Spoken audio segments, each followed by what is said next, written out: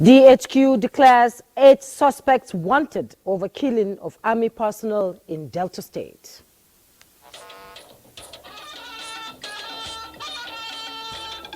We must therefore embrace a hybrid policing approach which integrates traditional methods with modern techniques. We must make sure our country survives. Executive Forum for Security Chiefs debates imperatives for increased community engagement in policing. Also tonight, federal government reaffirms commitment to ending farmer herder crisis in Nigeria. Our land mass is shrinking, and we have to collaborate assiduously with the subnationals.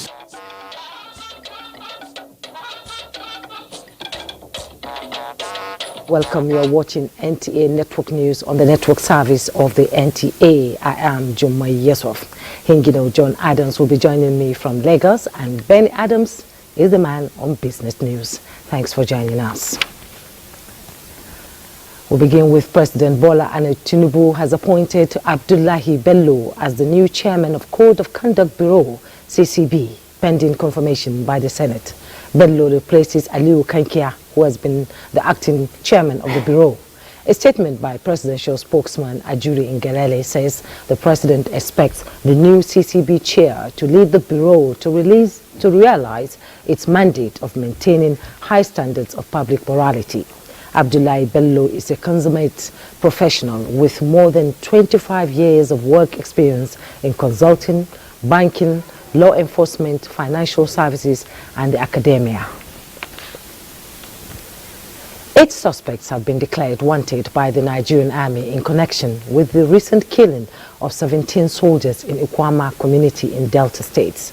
The persons declared wanted by the Nigerian army on its official X account include Akiru Daniel Ometabono, Professor Ekpepo, author, Adawe Dennis Bakriki, Igoli Ebe, female, Akata Malawa David, Sinclair Oliki, Clement Ikolo Ogenerukere, and Ruben Barrow. The Director of Defense Media and Operations, Major General Edward, urges the public to provide useful information to help apprehend the suspects. And the top brass in the Nigerian police force are currently focusing on how best to restructure police community engagement as a crime prevention mechanism.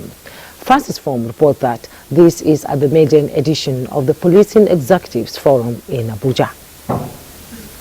About a month ago, some operatives of the Nigeria Police Force on a rescue mission in Delta State were murdered by unknown gunmen.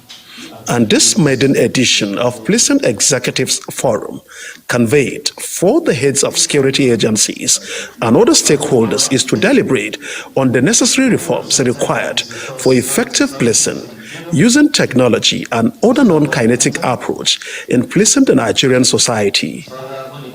Banditry and other violent crimes pervading the various geopolitical zones of the nation require tougher and yet subtly tactful skills in curtailing them. We must therefore embrace a hybrid policing approach which integrates traditional methods with modern techniques. We must make sure our country survives by remaining focused and committed to the security and stability of our dear country, Nigeria. Military. Professor Etanibi Alemika underscores the facts that insecurity is a major problem in the country. He identifies good governance as the only solution to addressing the insecurity challenges. Citizens need to let those who they elect into office that they are to serve them, they are to offer service. For the security agencies is to them to recognize that they cannot solve all issues relating to security because they are dealing with the symptoms. And of course, in the areas where they can, ameliorate and provide bandage, they need more knowledge, they need more skill to be able to respond appropriately. That we cannot put all the issue of blame of insecurity on police alone. That was the role of family. What's the role of religious leaders? What's the role of community leaders? So we all have a stake in this project. The forum is expected to explore a diverse array of topics, from innovative placing strategies to the latest advancements in technology and leadership development to community engagement. Francis from NTA News. We can now confirm that the recently released abducted students from Kuriga, Kaduna State are finally reunited with their families and loved ones. Meanwhile, the Kaduna State government has offered scholarships to all the students and has supported the family of the deceased teacher with a sum of 10 million naira. Mohammed Umar Anjiki tells us more. After undergoing thorough medical checkup and ascertained fate, the released students now prepare to meet their parents back home in Kuriga. Among them is this boy, whose eyes are filled with both pain and determination. He was the son of the teacher who died at the hands of the bandits. The Kaduna government have decided to support the family, and all the children of Mala Abakar will be given scholarship by Kaduna government to finish their. These children were not only survivors, but beacons of hope in their communities, as they have big dreams. I want to become a medical doctor in Pichu. We suffering in the bush and we drink water the same with animal, but now we are happy. All the 137, like I promised them, they will be my children by the grace of God. But I will use Obasani Foundation to look after their education, and I will try as much as possible to support them. Then, with a heart filled with joy, the Kaduna State Governor Obasani ushered them towards waiting cars that will carry them back home. As they embark on their journey home hand in hand with their parents, they carried with them the promise of a tomorrow filled with endless possibilities. In Kaduna, I am Muhammad Umar Ajingi, NTA News. Thank you, Omar, for keeping us updated on the Kuregi kidnapping. And as daunting as tuberculosis is in Nigeria and other parts of the world, sustained and concerted efforts by all critical stakeholders can end the scourge well before year 2030. Nigeria's First Lady Oluremi Tinubu expressed this confidence at her investiture as a global and national Stop TB champion by Global Stop TB Partnership Geneva in Abuja. State House correspondent Adeni Taiwo has more. That recognition from Global Stop TB Partnership Geneva adds Nigeria's First Lady Oluremi Tinubu to the league of other notable champions who carry the honor and burden of leading the fight against tuberculosis by expanding public interest in the scourge.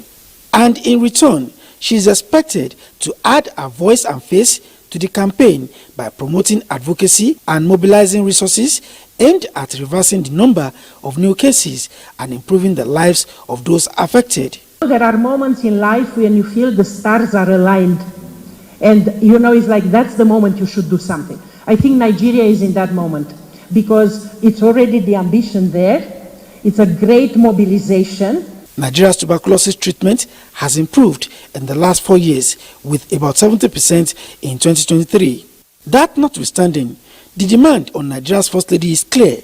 1, from the inspiring testimonies of TB survivors, and 2, because the country is still one of the 30 burdened by high incidences of tuberculosis that will require about $1 billion to fight. I accept this responsibility as a greater call to action. Ending tuberculosis by 2030 is not impossible. With the active support and commitment of everyone seated here today, we can achieve this goal. And putting words into action, she announced a donation of 1 billion naira by Renewed Hope Initiative into the fight against tuberculosis. Designation is not just a title, but carries with it the power to make a difference. I kindly appeal that you all use your exalted positions to amplify awareness about tuberculosis, to end the stigma associated with it, and to help patients in your respective states access the available treatments and support. To the Coordinating Minister of Health and Social Welfare, her investiture signals a new dawn as the nation adopts a whole-of-society approach in the fight against tuberculosis. We will be approving investments in significant amounts to all the primary healthcare centers under the Basic Healthcare Provision Fund program, which will be channeled towards providing services, which will include tuberculosis as an integral part of the service that Nigerians should access. As her first official duty, the First Lady decorated wives of state governors as state top tuberculosis champions for their respective states. In the State House, Adini Itaiwo, NTA News. And in the agriculture sector, the federal government has confirmed it will be unveiling expansive reforms in the livestock subsector that will bring to an end the insistent farmer header crisis in the country. The Minister of Agriculture and Food Security, Abubakar Kyari, who made this known while he hosted the Plateau State Governor, Caleb Mutwang, in Abuja, also stated that new policy will positively transform activities within the value chain. Musa Baba Aliu reports. Home of Peace and Tourism is the slogan of Plateau State. But agronomists name the state as the home of Irish potatoes and vegetables. However, the incessant communal clashes in the state has been affecting food production output of the state. Minister of Agriculture and Food Security, Abubakar Kyari, says the government is making efforts to ensure peace in rural and farming communities in the country. Our land mass is shrinking, and we have to collaborate assiduously with the subnationals, with the state governments and state governors, so as to bring us out of this challenge that we face as a country in terms of food insecurity. It is scandalous that the major hotels in Nigeria still import Irish potatoes from South Africa. This is a fact, and it shouldn't be. It is a scandal that the big hotels still import beef from South Africa. This shouldn't be, and I think we can change the narrative. The state governor also confirms receiving foodstuffs allocation from the federal government to cushion the effects of food inflation in the state. We want to specially thank Mr. President, who has intervened massively, and I can announce to you that we are presently receiving some supplies of palliatives. The Minister of Agriculture and Food Security is gradually releasing food from strategic reserves to state governors as directed by the President. Musa Baba Aliyu, NTA News. Now, while significant gains have been made in disability inclusion advancement in Nigeria, it is clear that a lot more is still required to foster, nurture and sustain the gains while expanding on efforts towards a fully integrated society for people living with disabilities. It is already 5 years since the signing of the Disability Act, and quite surprisingly, seemingly simple necessities like ramps in public buildings for easy and unrestricted access for PWDs are not so simple after all. Executive Secretary, National Commission for Persons with Disabilities, James Lalo, joins me to discuss these challenges and more as it affects the community. You're welcome to NTA Network News. It's a pleasure to have you join us. Thank you. So I would like to quote from someone before we begin the proper interview whose experience earlier today at the Lagos airport caused a ripple, not just within the PWD's community, but even the larger society. His name is Debola Daniel, and he says to be a disabled person in Nigeria is to be undesirable, unwelcomed, and unaccepted. This really touched my heart. And he says it is a lonely, scary, and isolated place at this time. I'm sure you heard about the incident, and I would simply like to ask you if you dispute Debola's assertion of the situation with PWDs in Nigeria. Let's have your take. Sincerely speaking, we cannot dispute what he said. There are realities on ground, and as you may be aware that as the law comes into full effect this year, the challenges have been there for centuries, and at the moment we have put down all the necessary structure to be able to enforce the provision of the law. We are very sad about the situation that happened in Lagos, and the fact here is that the organization is supposed to comply with the provision of the law. Section 1 of the Discrimination Against Persons with Disabilities Prohibition Act 2018 provided that discrimination against persons with disabilities in any form is totally prohibited, and therefore the Commission have powers to investigate any issues that relate to discrimination. We have provided a platform, an electronic platform online, when you go to your phone, Android, and when you go to the Android market, you check NCPWD, you will always find an application in the Android market, and from the Android market, you can be able to report discrimination. Why? So what happened in Lagos, sincerely, the Commission have taken the necessary action already. We have seen in our own statement online, and equally, we have written a letter to KFC inviting KFC for an investigative meeting. The Commission will have the investigative meeting with them to try to track down the real causes and the root for this type of behavior. Then we will now have to find a way how we can harmonize this together with the KFC to see how we can be able to balance this, try to develop disability inclusive policies and provide opportunities for persons with disability within the workplace. There are 5% employment opportunity this organization are supposed to comply with it, and once persons with disabilities are employed as part of the staff in that business, I am sure that inclusion will move on automatically. So in this case here, the Commission is doing its best to make sure that we address this. By next week, we are hoping that we will have that meeting with KFC to investigate the matter, find out truly, and we will apply the law as it is. There is a national accessibility regulation that has been produced by the National Commission of Persons with Disabilities, which is expected to guide implementation of accessibility facilities in the country. At the moment, every effort is made on ground. A task force will soon be inaugurated from the Commission and through the Ministry for Humanitarian Affairs to make sure that we put everything on ground, that we will move out. And most of these organizations have received our letters notifying them about the 5-year moratorium and the end of it. Mr. John, thank you. I'm sure the incident really hurt, Demola there, because from his outburst you could see that it really touched him. Now, how would you describe the path to an integrated and inclusive society for PWDs in Nigeria? Whether it is in education, access to healthcare, politics, governance, and even budgeting. Thank you so very much. On the area of access to social services, especially access to health, just last week we had a meeting with the Minister for Health already. There is a committee that has been formed on access to health for persons with disabilities. We have made effort to meet up with all the necessary healthcare industries to meet and have discussion with them. Effort are already on ground. The National Commission of Persons with Disabilities have provided insurance coverage to a number of persons with disabilities for a period of 2 years. At the moment, on the education sector, we have been doing the best we can be able to do to improve access to education for persons with disabilities. We see us into developing some curriculum as well to be adapted to provide opportunities for the disability community. We are always pushing and emphasizing for the 5% employment opportunity, which is expected to provide opportunity for persons with disabilities. And once we bring persons with disabilities closer, inclusion will build up automatically within the system. Our approach is to make sure that we meet with all the relevant stakeholders in this different sectors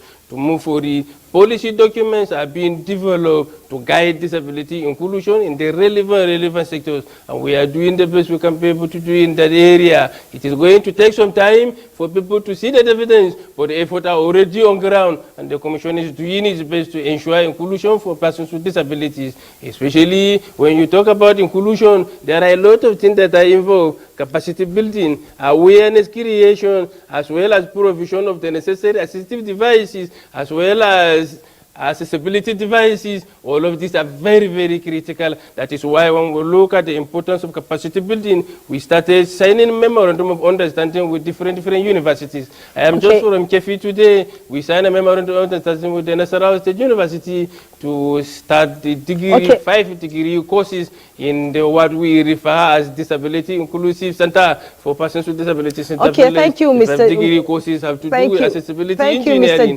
Thank you, Mr. James Lalo. Technology and other areas that we are putting. Thank you, Mr. James Lalo. I believe this incident will trigger the full implementation of the Act, and he's the Executive Secretary, National Commission for Persons with Disability. Mr. James Lalo, thank you so much for coming on NTA Network News. Thank you. We'll take a break now. When we return, NTA News has more reports for you. Don't go away.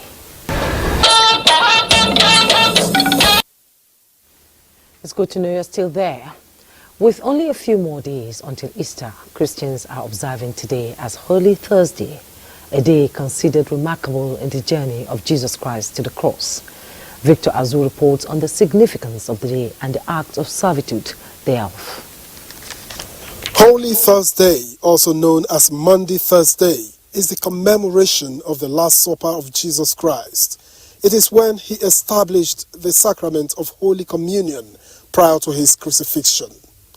Now, while the Last Supper is commemorated every so often in Christendom as Holy Communion, the washing of the feet is usually replicated in churches on Holy Thursday, where the priests wash the feet of their parishioners to follow Jesus Christ's example of humility and servitude. He showed us the example of what it means to lead. Leadership does not mean that we are the ones that will be served by the people. Leadership means that we will serve others. We call on everybody to be like Jesus. Wash the feet, not just literal washing of feet, but being there for people when they need you. The clerics believe it is also an example that political leadership should follow in service to the nation. He also showed us that there is no work that is little, too small. Even if we are in big offices or small offices or washing toilets or sweeping the street or working in the farm, let us do it with all our heart as unto God. That is the opportunity where God has given us to serve God and to serve humanity. The following day is Good Friday, commemorating the sacrifice that Jesus Christ made of himself on the cross to redeem mankind. In Abuja, Victor Azu, NTA News. And let's bring you up to speed with other news as the Inspector General of Police, Kayode Ebetokun, is assuring Nigerians of the force's commitment to ensuring the safety and security of all citizens during the Easter celebrations. The IGP has therefore ordered officers and men of the force to ensure round-the-clock security and protection of public spaces across the country. State Commissioners of Police and their Supervisory Zonal Assistant Inspector General of Police have been tasked with deploying police personnel and operational assets to areas of likely security threats within their respective areas of responsibility. The IGP equally felicitates with Nigerians, especially the Christian community, on the occasion of the Easter celebrations, calling on citizens to cooperate with the Nigerian police and other security agencies by providing prompt and actionable information to nip crimes in the bud. Issues of value addition and fast-tracking federal government's efforts towards strengthening the society through adequate information and the media dominated the engagement between the Minister of Information and National Orientation, Mohammed Idris, and members of the Center for Media and Society. The minister also reassured that the issue of press freedom, reforms of broadcasting legislation, strengthening community broadcasting, deepening citizen engagement and energizing inclusion are already on the front burner of the government through the Ministry of Information and National Orientation.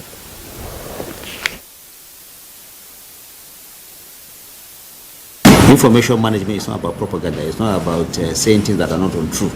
It's about projecting the image of government while also protecting rights of citizens to information.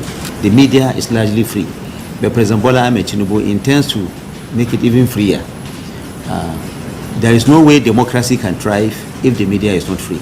We must emphasize that the government of President Bola Ahmed Tinubu, because he himself is a product of press freedom, and he cannot in any way attempt to stifle that freedom that he himself has enjoyed. For many years, radio stations serving the development needs of communities have been operating in Nigeria. These are the small-scale stations that are operating either in grassroots communities or on campuses of educational institutions across Nigeria. They are demonstrating their potentials as tools of grassroots development, and their impact is felt in all the locations where they exist across the country. We implore the government through your ministry, sir, to put in place measures to strengthen and expand this important sector of broadcasting. The Center for Media and Society acknowledged the policy statements and actions of the ministry so far and pledged to support the ongoing efforts aimed at promoting unity and peaceful cohesion in Nigeria. The Director General of the NTA, Saliu Abdulhamid Dembos, and the authorities' management team earlier today played host to several groups, including the University of Maiduguri Teaching Hospital. the Africa Youth Parliament and the Old Girls Association of the Federal Government Girls College, Bari. Let's join Salwa Khalil Ibrahim for details of the visit to the NTA headquarters. The management team, University of Maiduguri Teaching Hospital, led by the Chief Medical Director, Professor Ahmed Ahiju, were warmly received by the NTA management. It is on record that the UMTH is among the leading tertiary health institutions, transforming and sustaining modern medical service delivery in the country. A lot of changes are taking place at University of Maiduguri Teaching Hospital. So we felt that we will share some of these changes with the Nigerian people through the NTA, and also to solicit, using this medium, support of all stakeholders. Let's all come together to build our own country. The Director General of the NTA, Salihu Abdul Hamid Dembos, says his doors are always open to anything that has to do with the growth of the nation. We know fully well the perception of the NTA before now, and we know what it is today, and we also fully understand the expectation of Nigerians. And idea said that Nigerians haven't seen anything yet, because the NTA has a management team that will deliver. So I beg of Nigerians and of course our viewers to just give us a little more time to see what we can do.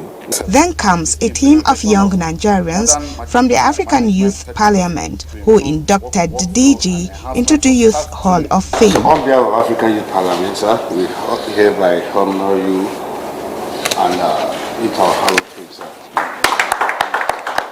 Under your watch, as Director General, has witnessed a commendable transformation and rapid development. We are equally aware of your useful development programs and humanitarian services. As you continue with your advocacy, be rest assured that NTA will partner and collaborate with your organization more effectively in the task of achieving and sustaining a peaceful, democratic, and prosperous Africa. The girl child as a nation builder needs empowerment, and so the Federal Government Girls College Bari Old Girls Association, BOGA, solicit the support of NTA to drive its agenda. Just last year, when the 1998 set had their 25th anniversary, they paid for students, paid WAEC fees for students. We have over 100 solar lights in the school done by various sets in BOGA, Bari Old Girls Association. You are doing a very commendable work. And the building of the entrepreneurship laboratory is not a small deal. It's indeed a big deal. NTA is here all out to support your laudable project. It was a day of collaboration that is expected to yield mutual benefit for NTA and the visitors towards overall growth of the nation. Salwa Khalil Ibrahim, NTA News. It's that time to join Hingino in Lagos to keep up to speed with happenings from that zone. Hello Hingino, it's good to see you. You too, Jumwe, and welcome to Lagos. Flooding wreaks havoc in Lagos yearly. To forestall disasters and the harrowing experiences many go through, particularly during the rainy season, the state's Ministry of Environment has set in motion its flood prevention and management plan for year 2024. It is also collaborating with NIMET and the Oshun River Basin Authority for valuable forecast and early warning mechanism. Environment correspondent Jennifer Igwe has more on this. Armed with data and forecast that Lagos is expected to experience more than normal amount of rainfall in the year 2024, with a predicted total of 1,936.2 millimeters, the state government has activated its flood prevention and management plan. Strengthen the flood early warning system to deliver reliable, timely, and effective flood information at appropriate response time. Our village engineers are available in all our 57 local governments and LCDAs to attend to all village-related matters during and after the rainy season. For those in low-lying areas and communities that are extremely close neighbors to the Ogun River, the likelihood of flooding that yearly inundates the axis is inevitable. The state government is advising residents to make early plans on where to relocate temporarily during the peak of the rainy season, when a combination of flash flood and water released from the Oyo Dam overwhelms the Ogun River, causing it to overflow and flood the area, wreaking havoc. We are also determined to maintain a long-established synergy and partnership with the Osun River Basin Authority, which has ensured control and monitoring of the steady and systemic release of water from Oyo Dam to prevent flooding and of the downstream reaches of the Ogun River. We will also continue to protect our water bodies from indiscriminate discharge of solid waste, as well as erection of illegal structures along the drainage alignment setback. Environmentalists have suggested the construction of a flood wall to check the adverse effects of flooding from the Ogun River.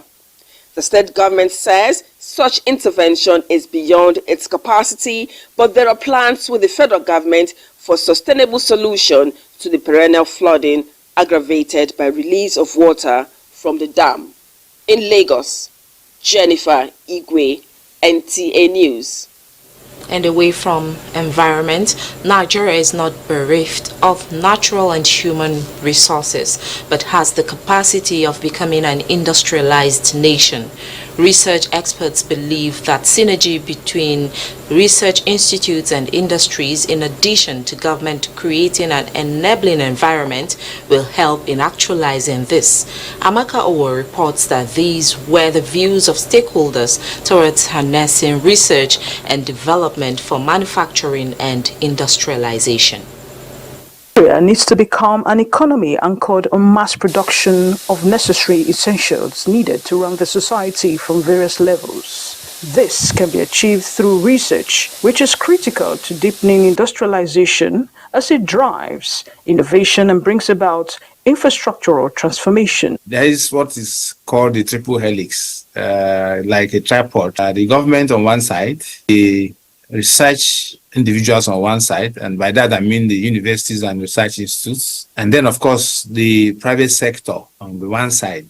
So it takes these three to get an economy functioning properly. For example, in universities, most people do research for the sake of promotion. And once they get promoted to the highest cadre, they forget about research. So it has to be a culture. It has to be a culture. It has to be something that should be ingrained in us. And that is why we need to restructure our educational system. According to the National Bureau of Statistics, NBS, the manufacturing subsector accounts for 10% of gross domestic product.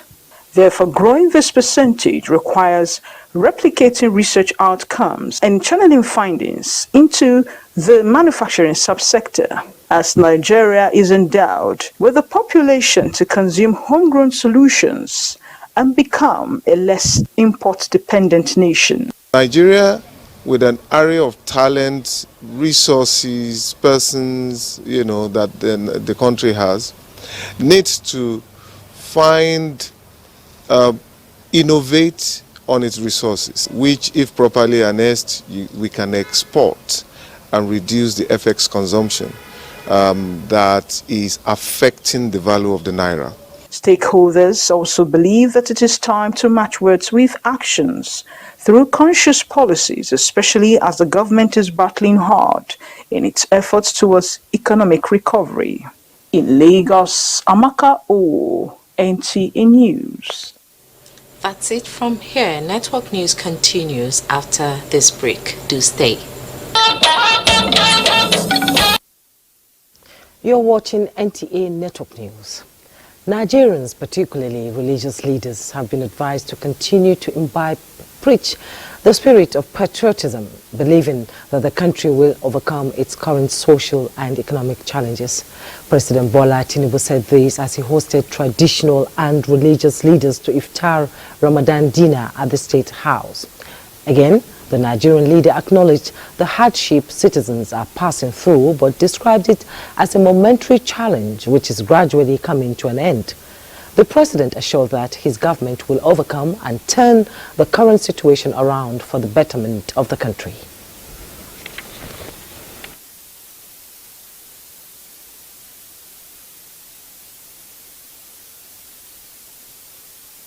The love of the nation is in your hand. The prayer is in your mind. Pray for our country. Educate our children. All the members of our church and mosque, the sermon we give to them is important. We don't condemn your own nation.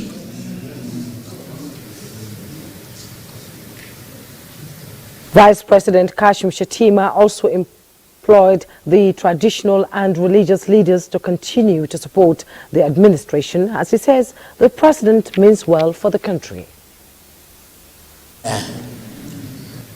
This is your country. Don't condemn it in sermons.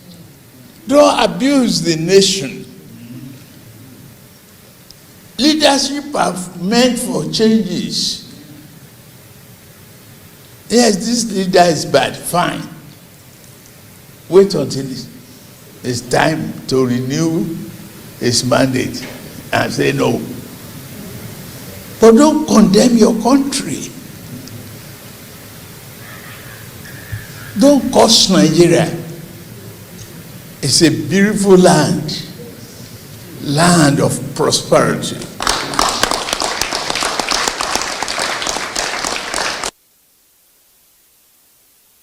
Earlier, we told you that the Vice President Kashim Shettima also employed the traditional and religious leaders to continue to support the administration, as he says the president means well for the country. Now the prophets of doom are going silent. They were anticipating the naira will go to 5,000 to the dollar. Now the dollar is crashing. And they are counting their losses. And they will continue to count their losses.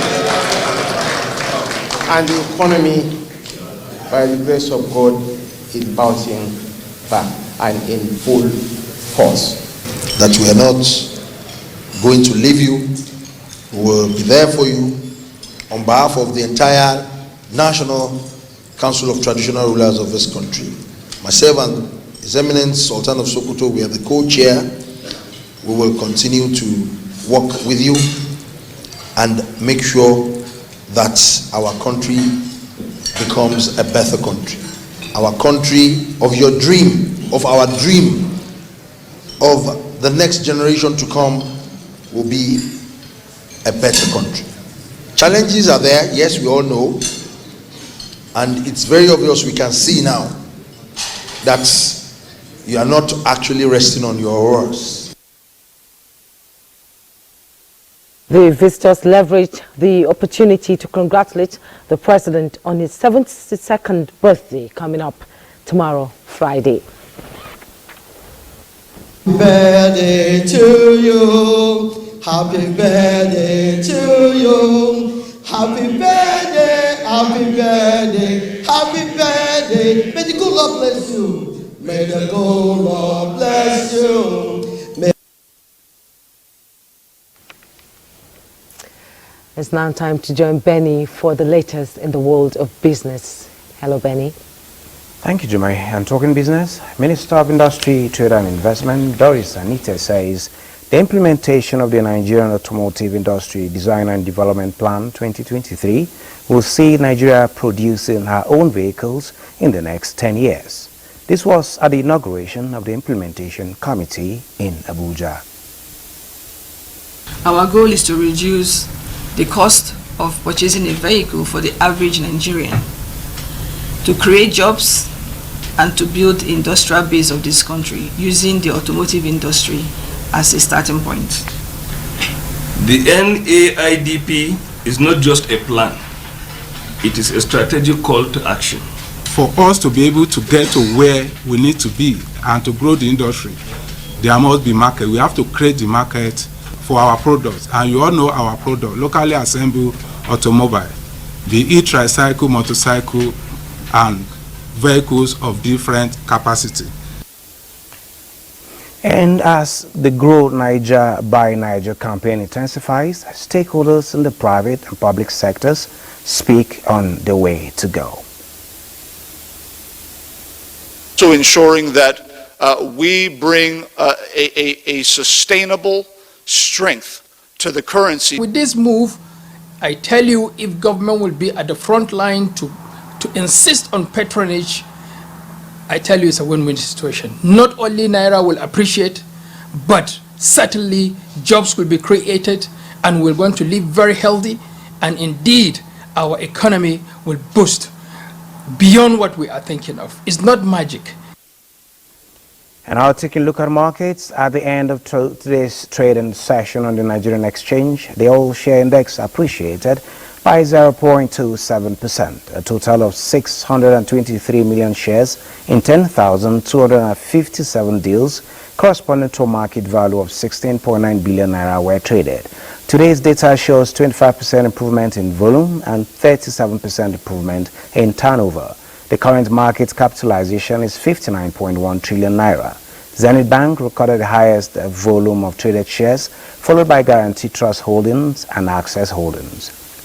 Well, that is business news. Network news continues, but after this break.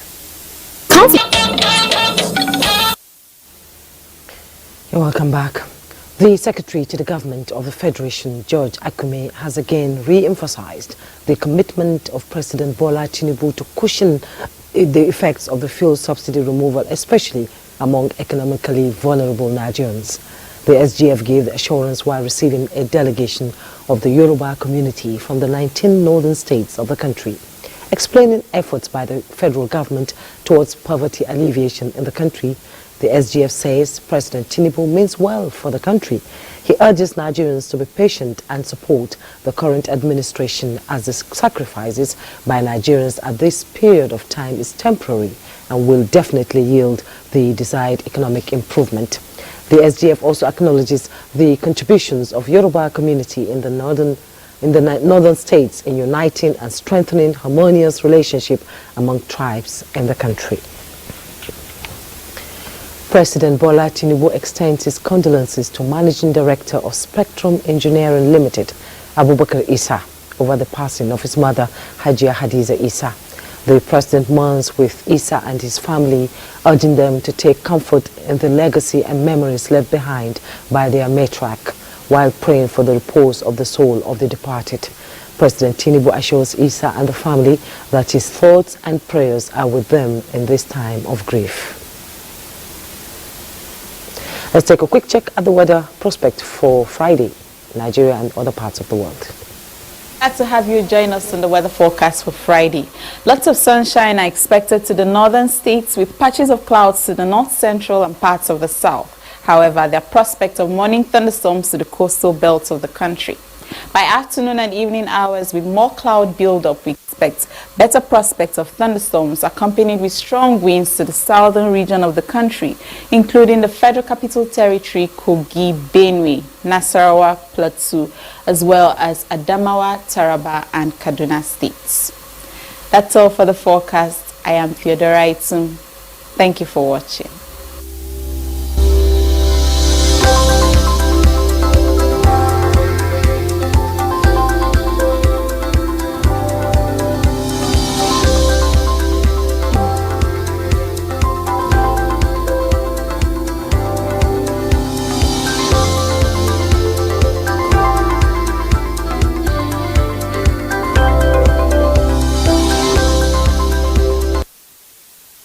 That's it on the network news tonight. Programming continues on the network service of the NTA. I am Jummai Yusuf.